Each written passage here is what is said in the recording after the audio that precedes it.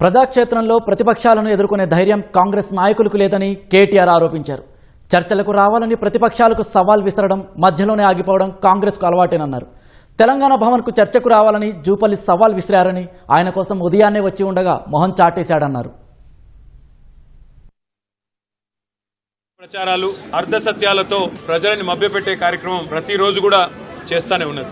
ఈ ముఖ్యమంత్రి గారికి ప్రజాక్షేత్రంలో ప్రతిపక్షాలని ఎదుర్కొనే ధైర్యం గాని, ప్రతిపక్షాల ప్రశ్నలకు సమాధానం ఇచ్చే తెగింపు గాని, తెగువ గాని వారికి లేదు.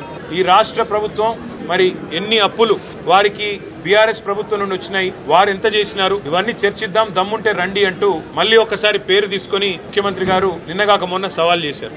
సరే ముఖ్యమంత్రి గారు మేము సిద్ధంగా ఉన్నాం, సరే ఎక్కడికి రమ్మంటారో చెప్పండి అంటే తోకముడిచి పారిపోయారు. ఆయన వైపు నుంచి స్పందన లేదు. మధ్యలో సందెట్లో సడేమియా అని మరి మా జూపల్లి కృష్ణారావు గారు మంత్రి గారు ఆయన దూరాడు. ఆయన దూరి నేను వస్తున్నా రేపు పొద్దున 11 గంటలకి తెలంగాణ భవన్ కే వస్తున్నా, పెద్ద పెద్ద ప్రకటనలు ఈయన చేసినట్టుగా పత్రికల్లో చూశాం. అందరం కూడా ఉదయం 10 గంటలకే వచ్చి కూర్చున్నాం. జూపల్లి గారు వస్తే శాలువా కప్పి స్వాగతం పలికి ఆ తర్వాత పత్రికల సమక్షంలో మాట్లాడదాం జూపల్లి గారితో.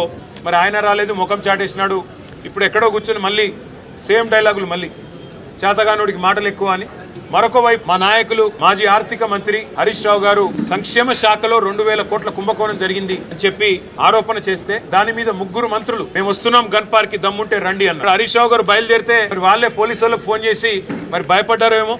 ఎక్కడ హరీష్ రావు గారు, మా నాయకులు మా శ్రీనివాస్ గౌడ్ గారు, మా ఆర్ఎస్ ప్రవీణ్ కుమార్ గారు ఎక్కడ మళ్ళీ వచ్చి వాస్తవాలు చెప్తే ప్రజల ముందు పరువు పోతుందని పోలీసుల చేత అరెస్టు చేయించి ఇప్పుడు కంచన్ బాగ్ పోలీస్ స్టేషన్ కి తీసుకొని పోతా ఉన్నారు. చేతనైతే ఒక రోజు అసెంబ్లీ ప్రత్యేక సమావేశం పెట్టండి, అప్పులేదు. ఎందుకంటే అక్కడన్నా కనీసం స్పీకర్ గారు మీకు రక్షణగా ఉంటారు. అంతేగాని చేతగాని డైలాగులు, మళ్ళీ చేతగాని సవాళ్లు విసిరి పారిపోవడం, దీనివల్ల ప్రజాక్షేత్రంలో మీ డొల్లతనం, మీ అసమర్థత, మీ అవినీతి మళ్ళొకసారి మీది మీరే చెప్పుకున్నట్టు అయిందని చెప్పి కూడా తెలియజేస్తున్నారు.